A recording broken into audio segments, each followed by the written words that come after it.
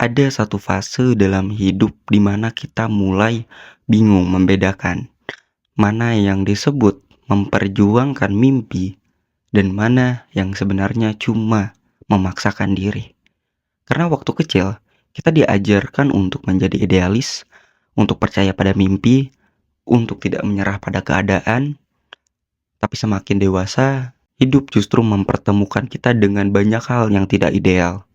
Tentang kenyataan, tentang tanggung jawab, tentang keadaan yang kadang tidak memberi kita banyak pilihan.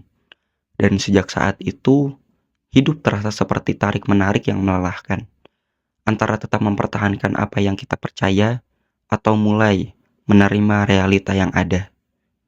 Lalu pertanyaannya adalah, sebenarnya kapan kita perlu idealis dan kapan kita harus realistis? Halo teman perjalanan, kembali lagi bersamaku di Suara Perjalanan program Niskala. Dulu, aku kira hidup cuma tentang keberanian. Kalau punya mimpi ya kejar, kalau punya tujuan ya perjuangkan. Sesederhana itu aja kan? Aku pernah percaya, orang yang berhenti di tengah jalan berarti kurang yakin pada dirinya sendiri. Kurang berani, kurang ngotot. Karena di kepala kita sejak kecil, idealisme selalu terdengar heroik, selalu terdengar indah. Tentang seseorang yang berjalan meski diremehkan, tentang seseorang yang bertahan meski tidak ada siapa-siapa, tentang seseorang yang rela kehilangan demi banyak hal yang mempertahankan apa yang ia percaya. Dan jujur, kisah seperti itu memang terdengar mengagumkan. Kita tumbuh dengan cerita bahwa orang hebat adalah mereka yang tidak menyerah pada keadaan, yang tetap melawan meski dunia tidak mungkin, yang memilih mimpinya dibanding rasa aman.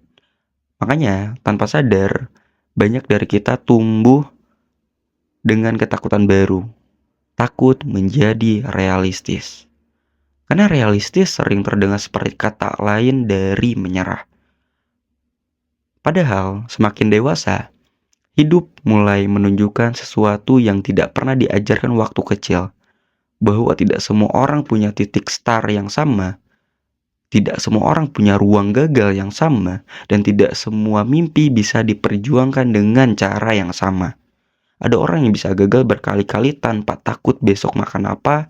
Ada orang yang bahkan tidak punya kesempatan gagal sekalipun. Ada orang yang ketika bisnisnya rugi masih punya rumah untuk pulang. Ada yang ketika jatuh seluruh hidup keluarganya ikut goyah juga. Di titik itu, aku mulai sadar hidup ternyata tidak sesederhana percaya saja pada mimpimu. Karena kenyataan tidak selalu romantis loh. Ada tagihan yang tetap harus dibayar meski kita sedang kehilangan arah. Ada orang tua yang diam-diam mulai menua. Ada tubuh yang kelelahan. Ada tekanan yang tidak bisa diunggah di sosial media kita. Ada fase ketika seorang bukan lagi hidup untuk dirinya sendiri. Makanya banyak orang yang berubah diam-diam. Yang dulu penuh dengan idealisme, perlahan mulai belajar kompromi. Yang dulu berkata, aku tidak akan kerja demi uang. Akhirnya menerima pekerjaan apa saja demi bertahan hidup. Yang dulu punya banyak mimpi besar, sekarang cuma bisa berharap, tidur tenang tanpa overthinking. Dan perubahan itu sering membuat seseorang merasa kalah, merasa dirinya sudah tidak seberani dulu, tidak semurni dulu, tidak sebebas dulu. Padahal belum tentu. Kadang hidup hanya sedang mengajarkan bahwa bertahan hidup juga membutuhkan keberanian. Karena ada fase di mana idealisme memang harus berdiri paling depan saat kita masih membangun arah hidup. Saat kita sedang mencari siapa diri kita sebenarnya. Saat kita perlu percaya pada sesuatu meski belum ada hasilnya. Kalau di usia muda, seseorang terlalu realistis, kadang hidupnya jadi terlalu aman. Tidak berani mencoba, tidak berani gagal, tidak berani bermimpi terlalu tinggi. Akhirnya hidup berjalan tapi kosong. Karena semua keputusan dibuat hanya berdasarkan rasa aman saja. bukan berdasarkan apa yang benar-benar ingin diperjuangkan. Makanya idealisme penting.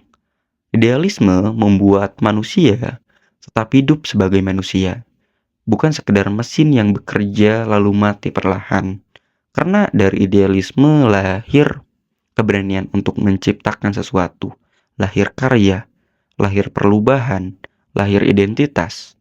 Tanpa idealisme, mungkin tidak akan ada orang cukup gila untuk memulai sesuatu dari nol. Tidak akan ada orang yang berani mengambil jalan berbeda. Tidak akan ada orang yang bertahan membangun sesuatu ketika semua orang menyuruhnya berhenti. Tapi masalahnya, kalau idealisme tidak ditemani realisme, manusia bisa hancur oleh ekspektasinya sendiri. Karena dunia nyata punya batas, kita punya energi yang terbatas, waktu yang terbatas, mental yang terbatas, dan kadang keadaan juga yang terbatas. Ada orang yang terlalu keras mempertahankan mimpi sampai lupa menjaga dirinya sendiri. Sampai lupa makan, sampai lupa istirahat, sampai lupa menikmati hidup. Seolah kalau berhenti sebentar, berarti gagal. Padahal tidak semua jeda adalah bentuk menyerah. Kadang jeda diperlukan supaya kita tidak kehilangan diri sendiri di tengah perjalanan. Aku rasa di titik inilah realisme menjadi penting. Realisme bukan musuh dari mimpi. Realisme adalah cara supaya mimpi itu bisa bertahan lebih lama. Realisme membuat kita belajar menghitung, belajar membaca situasi, belajar menerima bahwa hidup tidak selalu berjalan sesuai ego kita. Dan itu bukan kelemahan. Karena menjadi realistis bukan berarti kita berhenti percaya pada mimpi, kita hanya mulai memahami bahwa setiap mimpi punya waktu dan caranya sendiri. Kadang kita memang harus mengambil pekerjaan yang tidak sepenuhnya kita suka, supaya mimpi yang lebih besar tetap hidup. Kadang kita harus memulai dari hal kecil, bukan karena kita tidak mampu mimpi besar, tapi karena kita sedang membangun fondasi.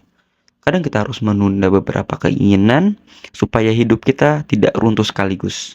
Dan jujur, menerima kenyataan seperti tidak mudah. Karena media sosial membuat semua hal terlihat cepat. Semua orang harus seperti sedang berhasil, semua orang seperti tahu arah hidupnya, semua orang seperti sudah menemukan jalannya masing-masing. Padahal banyak orang juga sedang bingung kok, sedang bertahan, sedang mencoba terlihat baik-baik saja. Tapi kita jarang melihat itu. Kita cuma melihat hasil akhirnya aja. Akhirnya, banyak orang memaksa dirinya terus berlari bukan karena masih kuat, tapi karena takut tertinggal. Dan di titik itu, idealisme berubah menjadi tekanan. Kita mulai mengejar mimpi bukan lagi karena cinta, tapi karena takut dianggap gagal. Padahal mimpi yang sehat seharusnya membuat kita hidup, bukan perlahan menghancurkan diri kita sendiri. Makanya semakin dewasa, aku mulai sadar, hidup bukan tentang memilih menjadi idealis atau realistis. Karena dua-duanya sama-sama penting. Ada waktu untuk keras kepala, ada waktu untuk mengalah, ada waktu untuk melompat, dan ada waktu untuk bertahan diam. Dan kedewasaan mungkin lahir bukan ketika seseorang selalu kuat mempertahankan mimpinya, tapi ketika ia tahu mimpi mana yang harus diperjuangkan mati-matian dan mimpi mana yang perlu ditunda supaya dirinya tetap utuh.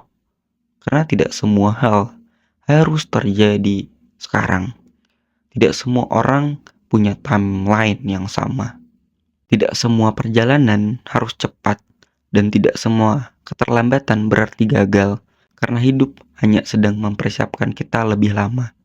Jadi kalau hari ini kamu masih ada di fase bingung antara mempertahankan idealisme atau menerima realita, mungkin kamu tidak sedang kehilangan arah. Mungkin kamu hanya sedang tumbuh. Sedang belajar bahwa hidup bukan cuma tentang mengejar apa yang kita inginkan saja, tapi juga tentang memahami apa yang sanggup kita perjuangkan tanpa kehilangan diri sendiri di tengah jalan. Pada akhirnya, menjadi dewasa bukan tentang berhenti bermimpi dan bukan juga tentang memaksakan semua mimpi harus terjadi sekaligus, tapi tentang belajar menjaga keseimbangan, tentang tahu kapan harus berlari mengejar sesuatu dan kapan harus berhenti untuk menyelamatkan diri sendiri. Karena hidup bukan perlombaan siapa yang paling cepat berhasil, melainkan perjalanan panjang untuk tetap utuh sampai akhir. Jadi kalau hari ini langkahmu terasa lebih lambat dari orang lain, tidak apa-apa. Kalau kamu sedang menyesuaikan mimpi dengan keadaan, tidak apa-apa. Kalau kamu masih mencoba mencari titik tengah antara idealisme dan realita, itu juga tidak apa-apa. Sebab mungkin kedewasaan bukan tentang memilih salah satu, melainkan tentang menjaga api dalam diri tanpa membiarkan hidup membakarmu habis-habisan.